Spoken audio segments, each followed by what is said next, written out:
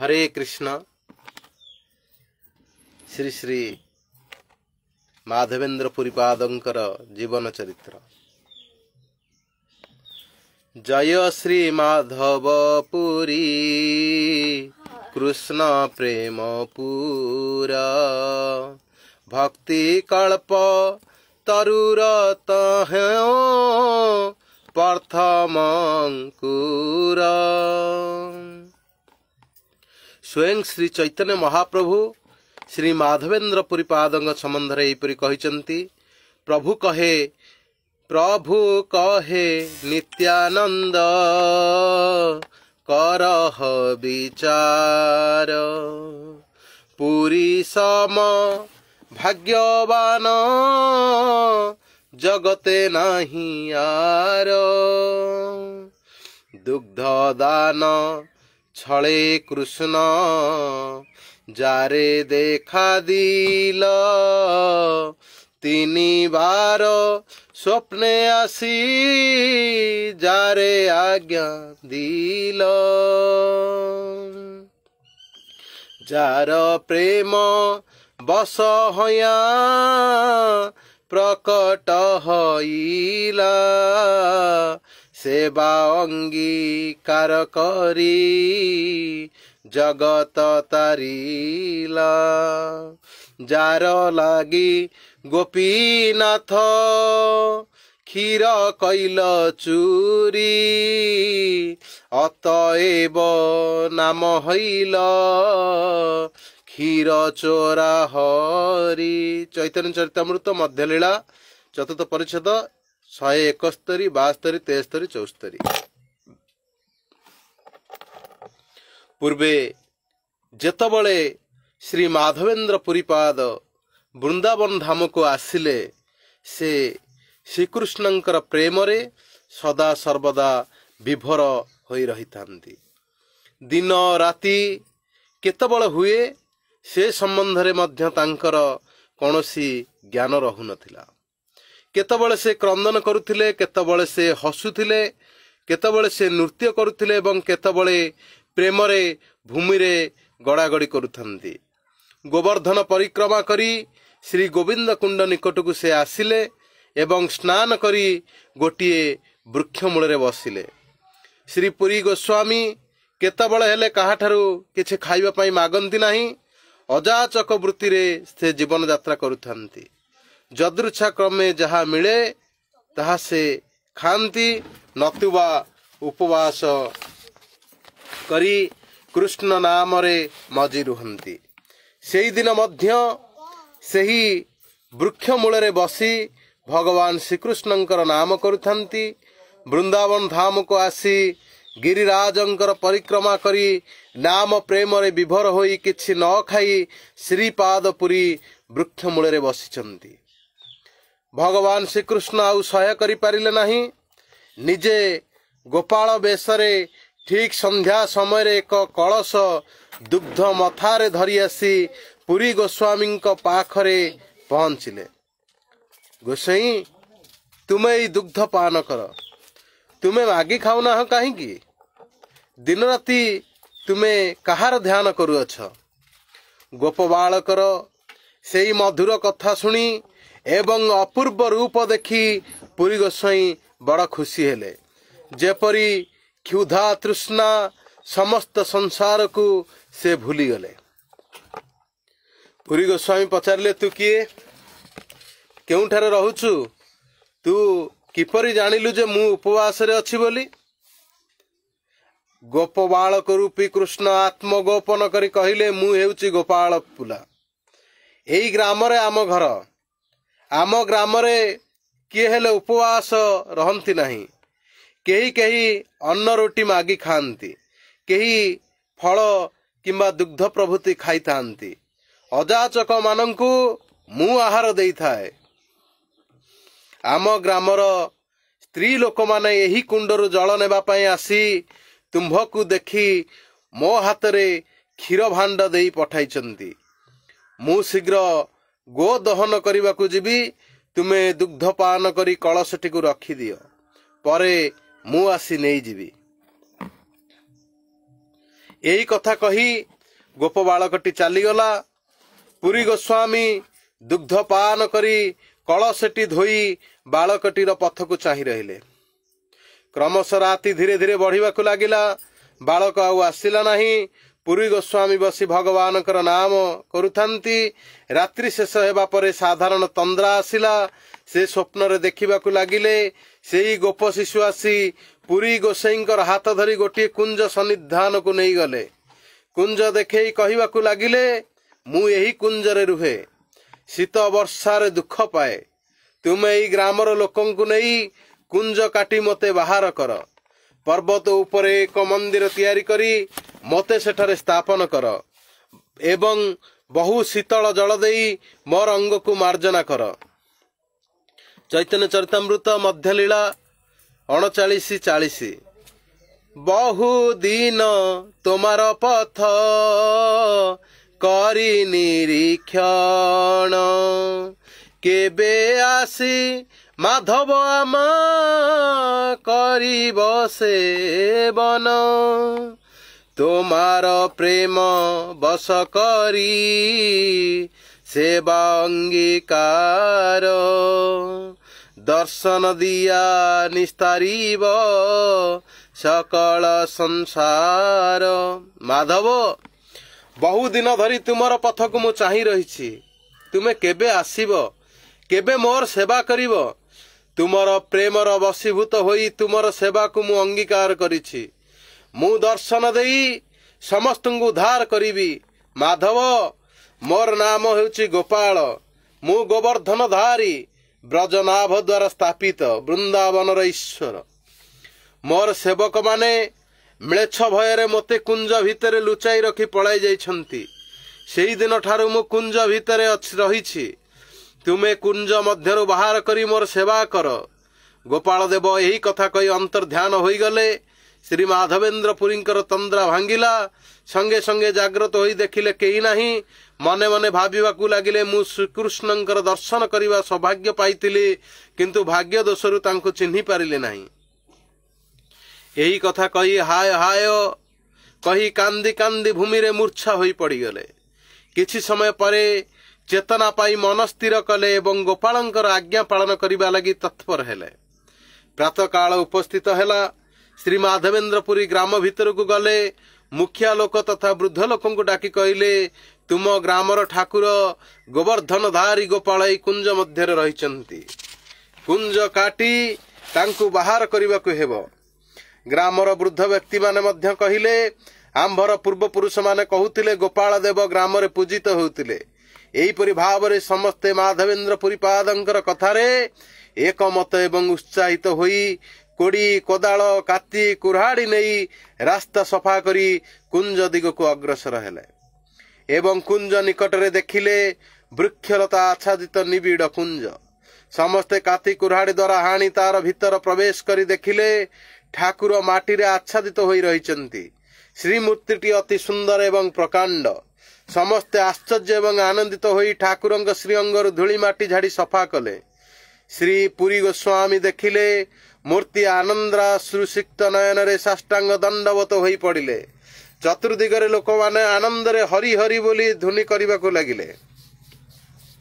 ବହୁତ ଓଜନିଆ ବିଗ୍ରହ, ବହୁ ବଳିଷ୍ଠ ଲୋକ ସେ ବିଗ୍ରହକୁ ଶ୍ରୀ ଗୋବର୍ଦ୍ଧନଙ୍କ ଉପରକୁ ଉଠାଇବାକୁ ଲାଗିଲେ ମଧ୍ୟ କଷ୍ଟସାଧ୍ୟ ହେଲା। ନିଜେ ପୁରୀ ଗୋସ୍ୱାମୀ ସମସ୍ତଙ୍କ ସହ ବିଗ୍ରହକୁ ମଧ୍ୟ ଉପରକୁ ଉଠାଇ ସେଠାରେ ସ୍ଥାପନ କଲେ। ଗୋପାଳ ଦେବଙ୍କର ଅଭିଷେକ ଆରମ୍ଭ ହେଲା। ଗ୍ରାମର ବ୍ରାହ୍ମଣମାନେ ଆସି ଅଭିଷିକ୍ତ କାର୍ଯ୍ୟ କରିବାକୁ ଲାଗିଲେ। ଗୋବିନ୍ଦ କୁଣ୍ଡ ଠାରୁ ସହସ୍ର ଘଟ ଜଳ ଅଣାଗଲା। ପୁଷ୍ପ, ତୁଳସୀ ପ୍ରଭୃତି ସଂଗ୍ରହ କରିବାକୁ କିଛି ବ୍ରାହ୍ମଣ ଲାଗିଲେ। ଶ୍ରୀ ଗୋପାଳ ଦେବଙ୍କର ପ୍ରକଟ ସମ୍ବାଦ ଶ୍ରବଣ କରି ଗ୍ରାମର ଗୋପାଳମାନେ ଆନନ୍ଦରେ ଭାର ଭାର ଦହି, କ୍ଷୀର, ଅଟା, ଚାଉଳ, ଘିଅ, କଦଳୀ, ପନିପରିବା ଆଣିବାକୁ ଲାଗିଲେ। ଶ୍ରୀ ଗୋପାଳ ଦେବଙ୍କ ଇଚ୍ଛାରେ କିଏ କେଉଁଠାରୁ କ'ଣ ଆଣିବାକୁ ଲାଗିଲେ ତାହା ବର୍ଣ୍ଣନା କରିବା ଅସମ୍ଭବ। ବାଦ୍ୟକାରମାନେ ଆସି ବାଦ୍ୟ ବଜାଇବାକୁ ଲାଗିଲେ। ଗାୟକମାନେ ମଧୁର ସ୍ୱରରେ ଗାନ କରିବାକୁ ଲାଗିଲେ। ଆନନ୍ଦରେ ବୃନ୍ଦାବନ ଏବଂ ଗୋବର୍ଦ୍ଧନ ପର୍ବତ ଉଛୁଳି ପଡ଼ିଲା। ନୃତ୍ୟ, ଗୀତ ପ୍ରଭୃତିରେ ଗୋପାଳ ଦେବଙ୍କର ମହୋତ୍ସବ ହେବାକୁ ଲାଗିଲା।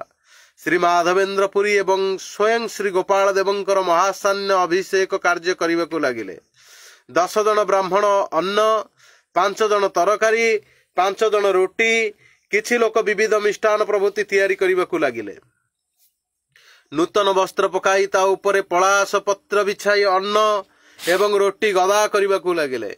ପୂର୍ବେ ଶ୍ରୀ ନନ୍ଦ ମହାରାଜ ଯେପରି ଅନ୍ନକୂଟ ମହୋତ୍ସବ କରିଥିଲେ, ଠିକ୍ ସେହି ପ୍ରକାର ଅନ୍ନକୂଟ ମହୋତ୍ସବ ଠିକ୍ ସେହିପରି ଅନ୍ନକୂଟ ମହୋତ୍ସବ ପ୍ରତିଷ୍ଠିତ ହେଲା। କମେଡିଆ ଲୋକ। ରନ୍ଧନ ସମାପ୍ତ ହେବା ପରେ ଶ୍ରୀ ମାଧବେନ୍ଦ୍ର ପୁରୀ ଏବଂ ଶ୍ରୀ ଗୋପାଳ ଦେବଙ୍କୁ ନିବେଦନ କରିବାକୁ ଲାଗିଲେ। ବହୁ ଦିନର କ୍ଷୁଧାୟ ଗୋପାଳ ଖାଇଲେ ସକଳ। ଚୈତନ୍ୟ ଚରିତ୍ରାମୃତ ଚତୁର୍ଥ ମଧ୍ୟଲୀଳା 4:76। ଗୋପାଳ ବହୁଦିନ କ୍ଷୁଧାର୍ଥ ସମସ୍ତ କିଛି ଭୋଜନ କଲେ। ମାଧବେନ୍ଦ୍ର ପୁରୀ ସମସ୍ତ ଦେଖିବାକୁ ଲାଗିଲେ। ଏହା ଦେଖି ତାଙ୍କର ଆନନ୍ଦର ସୀମା ରହିଲା ନାହିଁ। ବାହ୍ୟ ଜ୍ଞାନ ନଥାଏ, ପ୍ରେମାନନ୍ଦରେ ଭରପୁର ହୋଇଥାନ୍ତି। ଶ୍ରୀ ଗୋପାଳ ଦେବ ଭୋଜନ ପରେ ବହୁ ସୁଗନ୍ଧି ଜଳପାନ କଲେ। ଶ୍ରୀ ମାଧବେନ୍ଦ୍ର ପୁରୀ ପାଦ ସ୍ୱଚକ୍ଷୁରେ ଏହା ଦେଖୁଛନ୍ତି। ଗୋପାଳ ଦେବ ସମସ୍ତ ସାମଗ୍ରୀ ଭୋଜନ କଲେ। ତାଙ୍କର ଦିବ୍ୟ ଶ୍ରୀହସ୍ତ ସ୍ପର୍ଶରେ ସମସ୍ତ କିଛି ପୂର୍ଣ୍ଣ ଭାବ ରହିଗଲା। ଶ୍ରୀ ମାଧବେନ୍ଦ୍ର ପୁରୀ ଗୋପାଳଙ୍କୁ ଆଚମନ କରାଇ ତାମ୍ବୁଳ ଦେଲେ ଏବଂ ପରେ ଶୟନ କରାଇଲେ। ଅତଃପର ମାଧବେନ୍ଦ୍ର ପୁରୀ ପ୍ରସାଦ ପାଇବା ଲାଗି ସମସ୍ତଙ୍କୁ ଆଦେଶ ଦେଲେ। ପ୍ରଥମେ ବ୍ରାହ୍ମଣ ବ୍ରାହ୍ମଣୀଙ୍କର ଭୋଜନ କରାଇଲେ, ପରେ ଦିନ ଦୁଃଖୀ ସମସ୍ତଙ୍କୁ ଭୋଜନ କରାଇଲେ। ଶ୍ରୀ ପୁରୀ ଗୋସ୍ୱାମୀଙ୍କର ପ୍ରଭାବ ଦେଖି ସମସ୍ତେ ଆଶ୍ଚର୍ଯ୍ୟ ହେଲେ। ଶ୍ରୀ ପୁରୀ ସାରା ଦିନ ପରିଶ୍ରମ କରିବା ପରେ ରାତିରେ କିଛି ଦୁଗ୍ଧପାନ କଲେ। ଶ୍ରୀକୃଷ୍ଣ ପ୍ରେମାନନ୍ଦରେ ମାଧବେନ୍ଦ୍ର ପୁରୀଙ୍କର କ୍ଷୁଧା ଆଉ ତୃଷ୍ଣା ନାହିଁ। ପରଦିନ ପ୍ରାତଃକାଳେ ଅନ୍ୟାନ୍ୟ ଗ୍ରାମର ଲୋକମାନେ ପୂର୍ବ ଦିନ ଭଳି ସେବା ସମ୍ଭାର ଧରି ଆସିଲେ।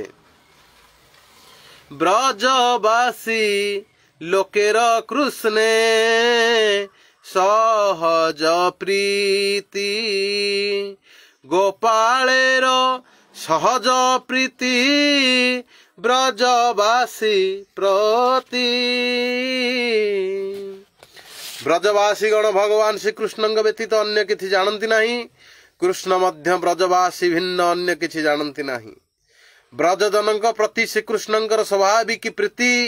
ତାହାପରେ ଦିନକୁ ଦିନ ଅନ୍ନକୂଟ ହେଲା। ଗୋପାଳଙ୍କୁ ବସ୍ତ୍ର ଅଳଙ୍କାର ଭକ୍ତଗଣ ଅର୍ପଣ କରିବାରେ ଲାଗିଲେ। ଗୋପାଳ ଦେବ 10,000 ଗାଈ ଦାନ ସ୍ୱରୂପ ଲାଭ କଲେ। ଗୋପାଳଙ୍କ ସେବା ଦେଖି ପୁରୀଙ୍କର ମନ ବଡ଼ ଆନନ୍ଦ ହେଲା। ଗୌଡ଼ ଦେଶରୁ ଆଗମନ କରିଥିବା 2 ଜଣ ବୈରାଗୀ ବ୍ରାହ୍ମଣଙ୍କୁ ଶିଷ୍ୟ କରି ମାଧବେନ୍ଦ୍ର ପୁରୀ ସେମାନଙ୍କୁ ଗୋପାଳଙ୍କ ସେବା ଭାର ଅର୍ପଣ କଲେ। ଭକ୍ତ ବତ୍ସଳ ହେଉଛନ୍ତି ଭଗବାନ। ସେ ଭକ୍ତ ସଙ୍ଗରେ ଲୀଳା କରନ୍ତି। ଦିନେ ଶ୍ରୀ ଗୋପାଳ ଦେବ ମାଧବେନ୍ଦ୍ର ପୁରୀଙ୍କୁ ସ୍ୱପ୍ନରେ କହିଲେ, ପୁରୀ, ମୋର ଅଙ୍ଗ ତାପ ଦୂର ହେଉନାହିଁ। ତୁମେ ନୀଳାଚଳରୁ ମଳୟଜ ଚନ୍ଦନ କର୍ପୂର ଆନୟନ କରି ମୋର ଅଙ୍ଗରେ ପ୍ରଲେପ ଦେଇପାର, ତେବେ ମୋର ଅଙ୍ଗ ତାପ ନିବୃତ୍ତ ହେବ। ପୁରୀ କହିଲେ, ଠାକୁର, ମୁଁ ବୃଦ୍ଧ, ତୁମର ଏହି ସେବା କରିପାରିବି କି? ଗୋପାଳ କହିଲେ, ପୁରୀ, ତୁମେ ହିଁ କରିପାରିବ, ତୁମକୁ ହିଁ କରିବାକୁ ହେବ, ଅନ୍ୟ ଦ୍ୱାରା ଏହା ହେବ ନାହିଁ। ପୁରୀଙ୍କର ସ୍ୱପ୍ନ ଭଙ୍ଗ ହେଲା। ସ୍ୱପ୍ନ କଥା ସ୍ମରଣ କରି ପ୍ରେମରେ ବିହଳ ହେବାକୁ ଲାଗିଲେ। ଗୋପାଳ ମୋତେ ଆଦେଶ କରିଛନ୍ତି ଚନ୍ଦନ କର୍ପୂର ଆଣିବା ନିମିତ୍ତ। ଆହା, ଗୋପାଳର କେତେ କରୁଣା! ମାଧବେନ୍ଦ୍ର ପୁରୀ ବୃଦ୍ଧ ହେଲେ ମଧ୍ୟ ତାହାଙ୍କୁ ହିଁ ମଳୟ ଚନ୍ଦନ ଆନୟନ ନିମିତ୍ତ ଆଦେଶ ପ୍ରଦାନ କଲେ। ଶ୍ରୀ ମାଧବେନ୍ଦ୍ର ପୁରୀ ଗୋପାଳ ଦେବଙ୍କର ଆଜ୍ଞା ଶିରୋଧାର୍ଯ୍ୟ ପୂର୍ବକ ମଳୟଜ ଚନ୍ଦନ ଆନୟନ ନିମିତ୍ତ ନୀଳାଚଳ ଦିଗରେ ଗମନ କଲେ। ଶ୍ରୀ ମାଧବେନ୍ଦ୍ର ପୁରୀ କର୍ମେ ଚାଲି ଚାଲି ଗୌଡ଼ ଦେଶରେ ଉପସ୍ଥିତ ହେଲେ। ଶାନ୍ତିପୁରରେ ସେ ଅଦ୍ୱୈତ ଆଚାର୍ଯ୍ୟଙ୍କ ଗୃହକୁ ଗମନ କଲେ। ଅଦ୍ୱୈତ ଆଚାର୍ଯ୍ୟ ତାଙ୍କୁ ବୁଝିପାରିଲେ ସେ ଶ୍ରୀକୃଷ୍ଣଙ୍କର ପ୍ରିୟ ମହାଭାଗବତ ଶିରୋମଣି। ଆଚାର୍ଯ୍ୟ ତତ୍କ୍ଷଣାତ୍ ତାଙ୍କର ଶ୍ରୀଚରଣ ଆଦି ଧୌତ କରି ପାଦ ମାର୍ଜନ ପୂଜନ ଆଦି କଲେ ଏବଂ ସମାଦରେ ତାଙ୍କୁ ଭୋଜନ ଆଦି କରାଇଲେ। ଶ୍ରୀ ମାଧବ ପୁରୀ ଅଦ୍ୱୈତ ଆଚାର୍ଯ୍ୟଙ୍କ ଗୃହରେ କେତେ ଦିନ କୃଷ୍ଣ କଥାନନ୍ଦରେ ଅବସ୍ଥାନ କଲେ। ଶ୍ରୀ ଅଦ୍ୱୈତ ଆଚାର୍ଯ୍ୟ ପ୍ରଭୁ ମାଧବେନ୍ଦ୍ର ପୁରୀ ପାଦଙ୍କ ନିକଟରୁ ମନ୍ତ୍ର ଦୀକ୍ଷା ଆଦି ଗ୍ରହଣ କଲେ। ଶ୍ରୀ ମାଧବେନ୍ଦ୍ର ପୁରୀଙ୍କୁ ଏକ ଦିନ ଶ୍ରୀ ଜଗନ୍ନାଥ ମିଶ୍ର ଆମନ୍ତ୍ରଣ କରି ସ୍ୱୟ ଗୃହରେ ପାଦ ଧୌତ ଆଦି ପୂର୍ବକ ପୂଜା କରି ବହୁ ଅନବ୍ୟଞ୍ଜନ ଖୁବ୍ ଯତ୍ନର ସହିତ ଭୋଜନ କରାଇଲେ। सची जगन्नाथंकर प्रगाढ़ भक्ति दर्शन करी श्री पुरी गोस्वामी ताहांको प्रचुर आशीर्वाद करथिले। सेही आशीर्वाद फल जेपरी श्री महाप्रभु तांकर घरे आविर्भूत हेले। श्री माधवपुरी किछि दिन नवद्वीपपुर रे वास करिबा परे ओडिशा अभिमुखे यात्रा करने को लगिले। क्रमे से रेमुणार आसी पहुंचिले। वर्तमान बालेश्वर रेल स्टेशन ठारू जहाँ 8 किलोमीटर दूर अवस्थित। सेठारे श्री गोपीनाथ को देखी पुरी प्रेम रे क्रंदन नृत्य गीतादि करने को लगिले। श्री माधवेन्द्र पुरींकर अलौकिक कृष्ण प्रेमादि देखी पूजारी माने आश्चर्य हेले। यापर श्री माधवपुरी पूजारी मानकु जिज्ञासा कले गोपीनाथंकर कौन कौन भोग लगी हुए। पूजारी माने कहिले संध्यारे 12टी अमृत केली भोग लगी हुए। अन्यान्य समय भोगर विवरणी मध्य से पुरी पादं को देले। प्रसादर सुगंधता आघ्राण करी श्री पुरी चिंता करने को लगिले अमृत केलीर स्वाद की प्रकार। जदि मु ताहा बुझी पारिबी ताहले मु गोपाल को से प्रकार भोग दबा को चेष्टा करिबी। किछि क्षण परे पुरी चिंता कले मोर अपराध होईची। ठाकुरंक भोग हैला पूर्वर मु ही स्वाद बुझीवा को चाहूची। ए कथा बुझी सेठारू से किछि दूर एक शून्य हाटर एक गछ तले बसी रात्रि सारा नाम कीर्तन स्मरण आदि करने को लगिले। ए दिगरे पूजारी ठाकुर को शयन देई निजर अन्य कुत्तादि शेष करी ठाकुर को शयन देले। सामान्य निद्रा मात्र बोध होईछि। पूजारी को गोपीनाथ स्वप्न रे कहले पूजारी उठ मु मोर वस्त्रांचल रे घोड़ाई गोटे क्षीर भांड लुचाई रखिछि। माधवपुरी नाम रे गोटे सन्यासी शून्य हाट रे गोटे गछ मूल रे बसी नाम करुछंती। तुम एई भांड तांकु देई आस। पूजारी अद्भुत स्वप्न देखी तत्क्षणात् शଯ୍या त्याग करी एवं स्नान करी मंदिर रे प्रवेश कले। देखिले श्री गोपीनाथंकर ओढ़णी तले गोटे क्षीर भांड रहिछि। से तत्क्षणात् सेई क्षीर भांड प्रेमानंद रे आनी हाट को आसिले एवं माधवपुरी केउठारे माधवपुरी तुमे केउठारे एपरि कहि खोजिबा को लागिले। माधवेन्द्रपुरी देखिबा को लागिले। एक से देखिले सन्यासी अश्रुसिक्त नयन रे भगवानंकर नाम करुछंती। पूजारी देखिबा मात्रे बुझिले ए हेउचंती माधवेन्द्रपुरी। तथापि से पचारिले आपण कौन पुरी? गोपीनाथ आपण लगे क्षीर पठाइचंती।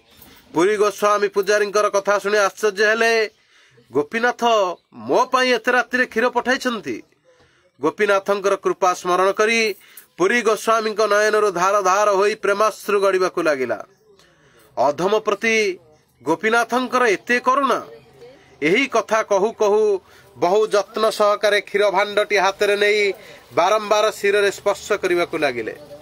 तापरे पूजारी समस्त कथा कहवा को लगिले। समस्त कथा शुणी माधवपुरी अंगरे पुलक आदि प्रेम विकार प्रकाश पाइबा को लगिला। एवं पूजारी ब्राह्मणटी ए समस्त देखि मने मने कहवा को लगिला एपरि रिक्त शिरोमणि पुरुष केबे हेले देखि नाही। कृष्ण यांकर वशीभूत। पूजारी ब्राह्मणटी माधवेन्द्रपुरी को पुनः पुनः नमस्कार करी गृह को फेरिले। अतः श्री पुरी गोस्वामी गोपीनाथ देवंकर क्षीर प्रेमार्ष नयन रे सानंद रे भोजन करने को लगिले एवं भांडटी को खंड खंड करी भांगी चादर भितरे बांधी रखिले। प्रतिदिन से एक एक खंड से सबुदिने खाऊथंती। माधवेन्द्रपुरी प्रसाद पाइबा पर चिंता कले ठाकुर मते क्षीर देइछंती। ए कथा सुनी दिन बेले मो पाखरे लोक माने भिड़ हेबो। अतएव एई क्षणी एठारे न रहिबा भल। पुरी गोस्वामी एई समस्त चिंता करी सेठारे से गोपीनाथ को दंडवत करी पुरी दिगरे अग्रसर हेले। यद्यपि माधवेन्द्रपुरी प्रतिष्ठा भୟରେ पलाई गले किंतु प्रतिष्ठा तांक पछे पछे छुटिबा को लागिला। श्री चैतन्य चरितामृत मध्यलीला 4:167, 146 एवं 47। चैतन्य चरितामृत मध्यलीला 4:146 एवं 47। 10 रे हरिदे 25 कैलकुलेटर एटे। माधवेन्द्रपुरी ନୀଳାଚଳରେ ଆସି ପହଞ୍ଚିଲେ ଏବଂ ଶ୍ରୀ ଜଗନ୍ନାଥଙ୍କୁ ଦର୍ଶନ କଲେ। ପୁରୀଙ୍କର ଅଙ୍ଗରେ ସେ ସମୟରେ କେତେ ପ୍ରେମ। 10 ହରଣ 25 ମାରୁନୁ।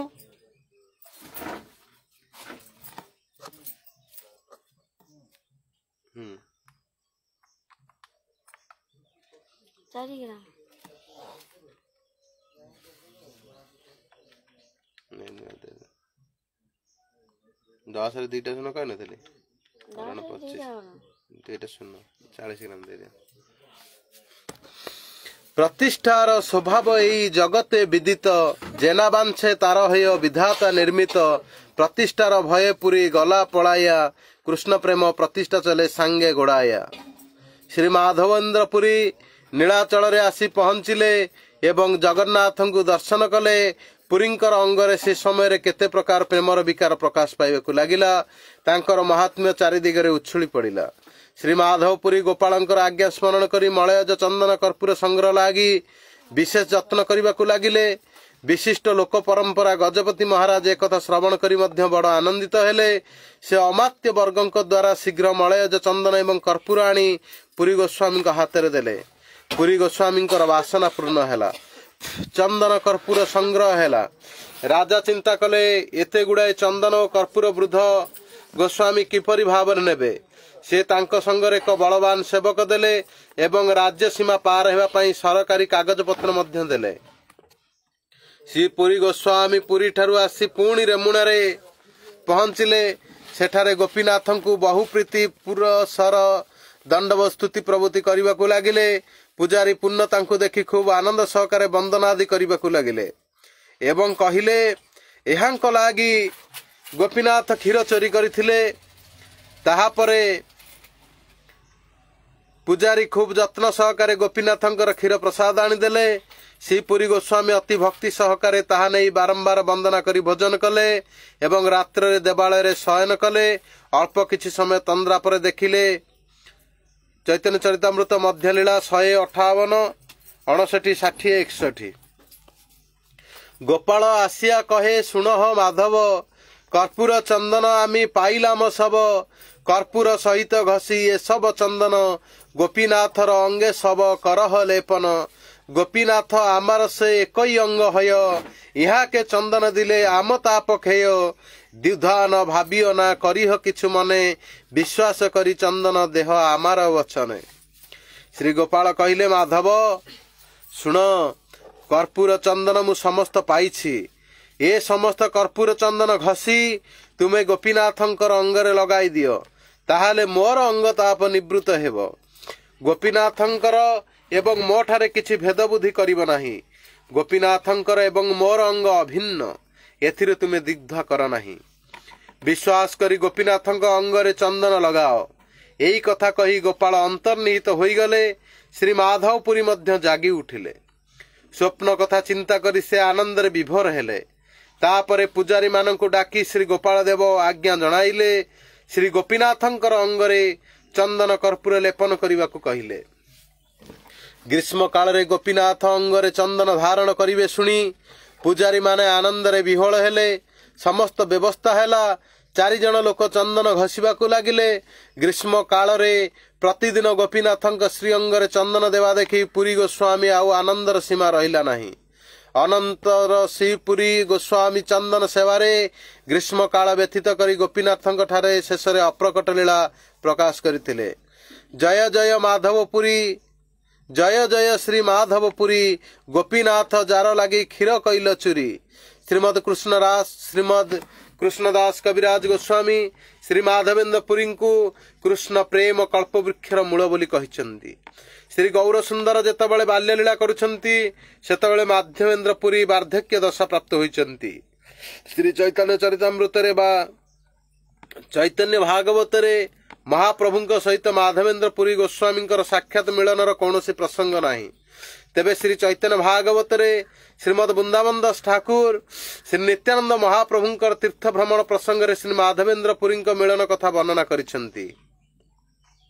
माधवेन्द्र पुरी रे देखिले न नित्यानंद तत्क्षण प्रेम मूर्छा हईल निष्पंद नित्यानंदे देखि मात्र श्री माधव पुरी पड़िला मूर्छित होई आपना पासरी।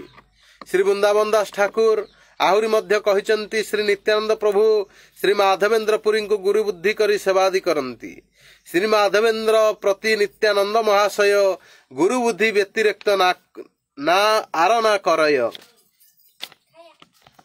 श्री नित्यानंद प्रभु माधवेन्द्र पुरी सहित किछि दिन दान किछि दिन तीर्थ भ्रमण आदि मध्य करिथिले।